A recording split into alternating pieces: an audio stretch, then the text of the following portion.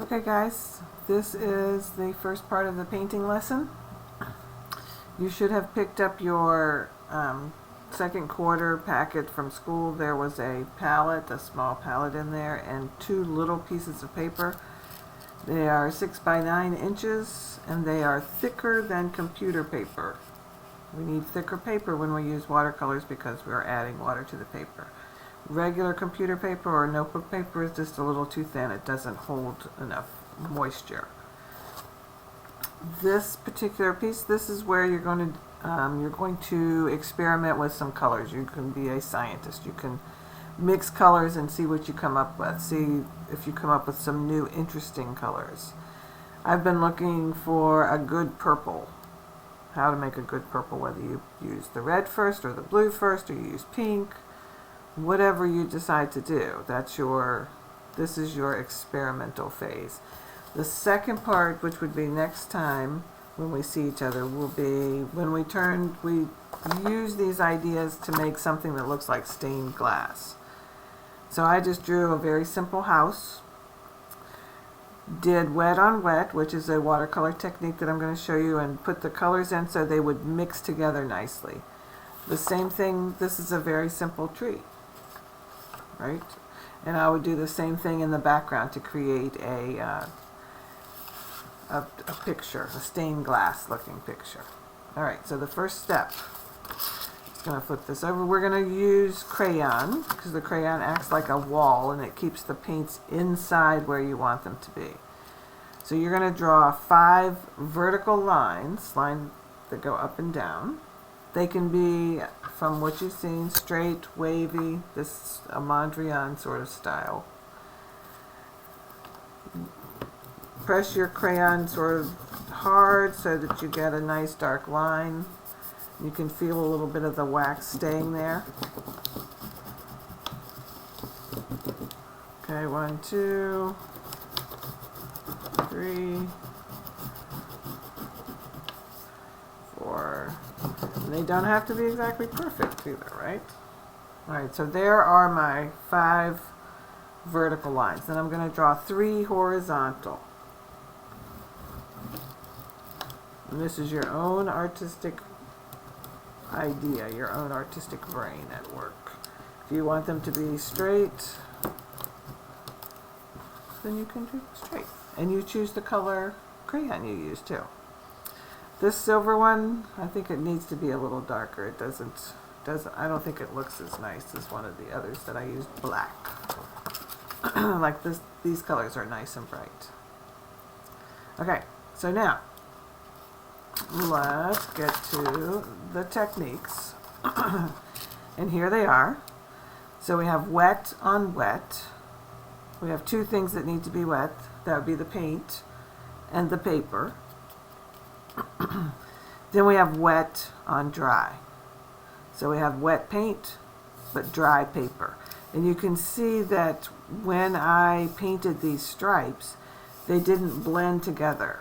If I painted stripes on wet paper, they would all blend together, like this. And that's what I'm going to show you. So, we take a little bit of water, and we put it in each one of our wells. These are little wells on our palette where our paint is. So I just get them wet because watercolors need water.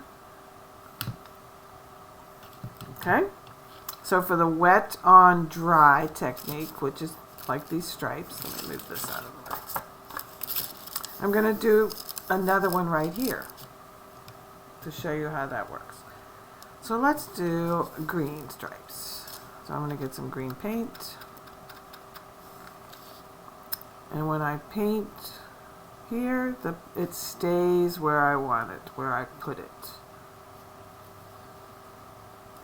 Okay, I can sort of paint a nice straight line. And the paints will not mix together if you leave a little space in there. They'll stay all within where you've painted them. Alright. Get this last little bit of stripes here. You just take your time and put the paint in there. Last one. Okay, wet paint on dry paper. Now, I'm going to clean out my brush. Anytime I change colors, I need to clean my brush out, right? Everybody knows that. I'm going to do a wet on wet, which would mean wet paint and wet paper, which is what these look like. You can see how they've mixed together. Here's one, here's one. So I'm going to try and do some green stripes with some blue stripes in between. But I'm going to do it on wet paper. So I'm going to put water all over on this little spot here. Nice clean water. And I'm going to try and do some green stripes and then some blue stripes. And see if they stay like these do. If they stay nice and straight.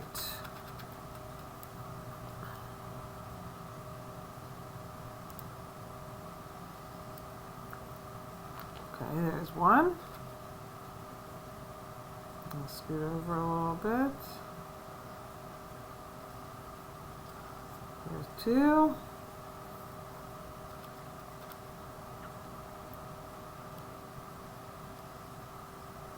Uh-oh. My stripes are blending together. Wherever there's water, gravity will pull it one way or the other. See how they're sort of mixing together? There's no room in between them, like this guy, this one up here. Now if I want to put a blue stripe in there,